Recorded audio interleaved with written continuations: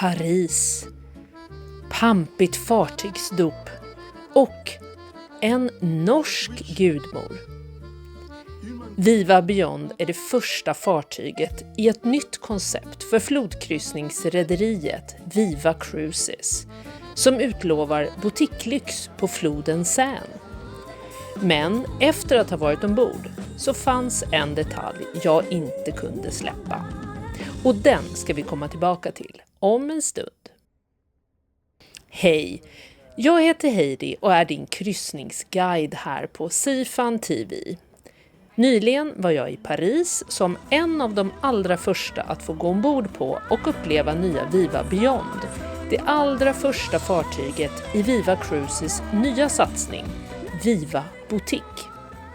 Det här är inte bara ännu ett flodkryssningsfartyg.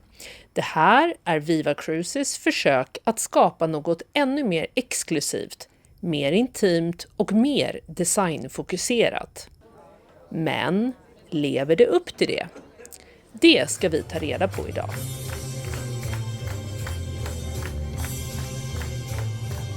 Att lansera just här i Paris känns faktiskt ganska självklart.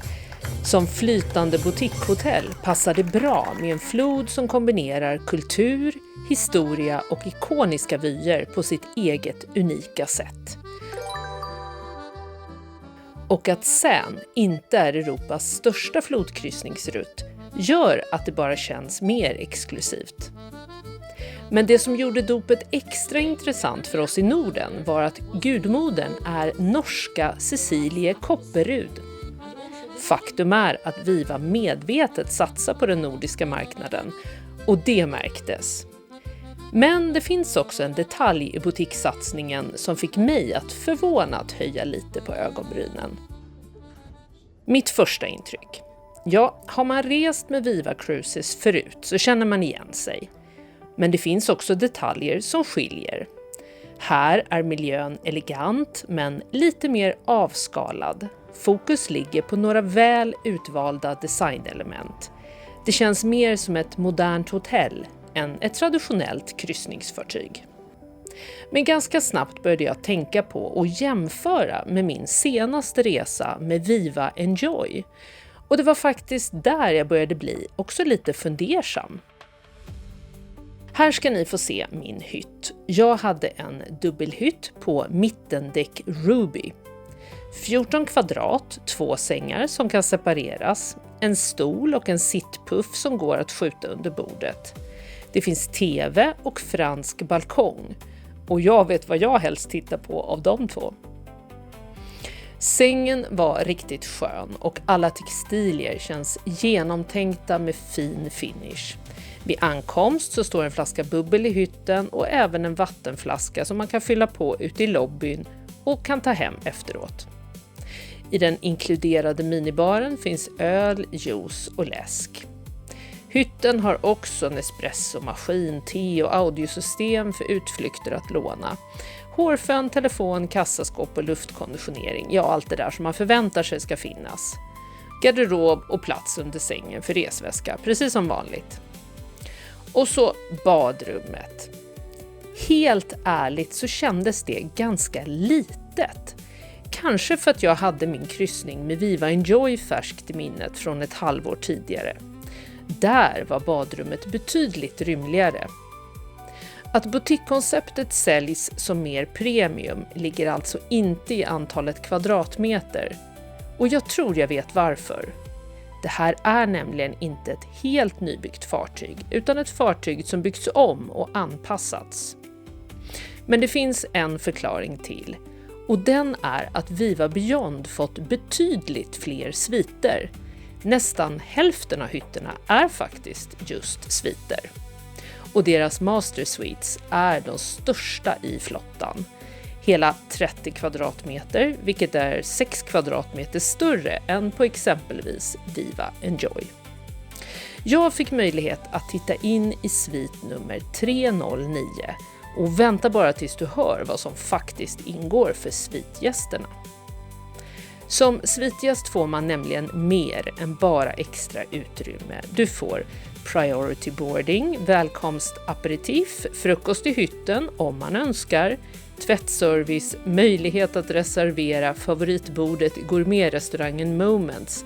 Du kan dricka aperitif med fartygets kapten och hotellmanager med mera. Men för en gäst i vanlig hytt, vad är det egentligen som skiljer? Det ska vi prata om när vi kommer till konceptet. Innan dess så vill jag berätta om maten.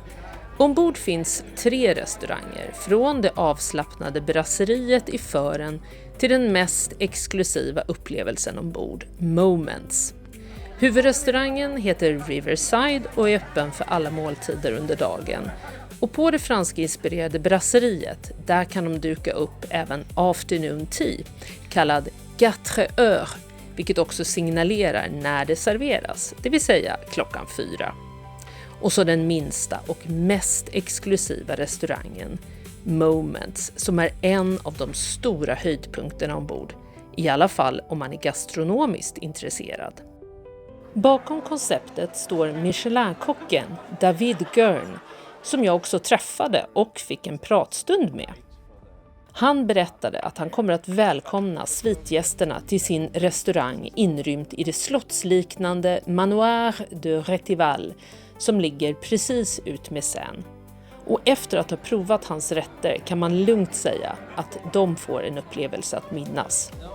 Väldigt franskt, väldigt gott. Här sticker Viva Beyond-upplevelsen verkligen ut.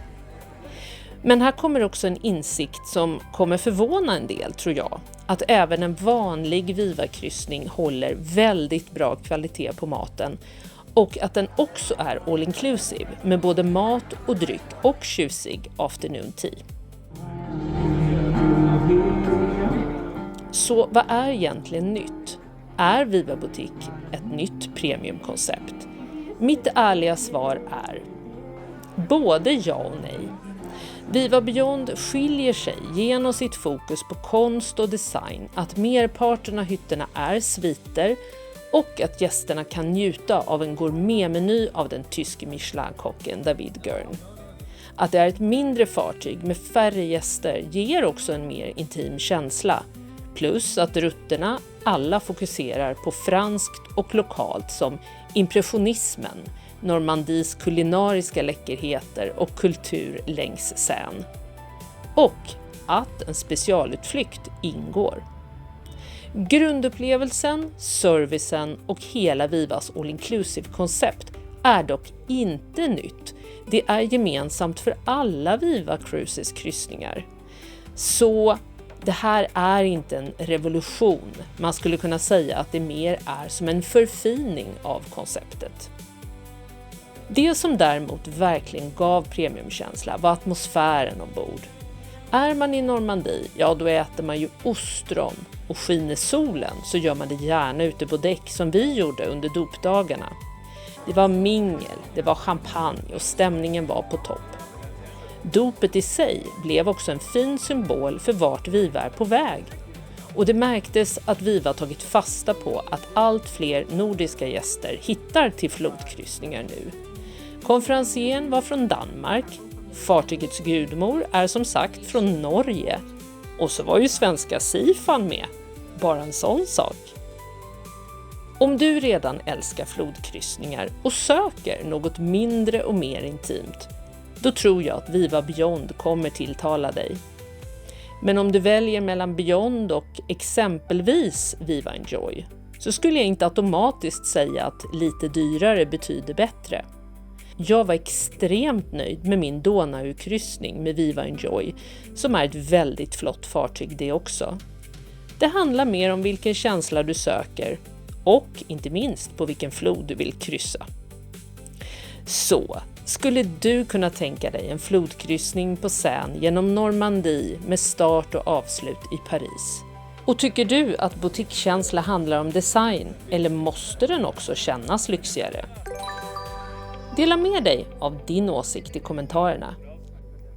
Vi ses i nästa video. Hej då!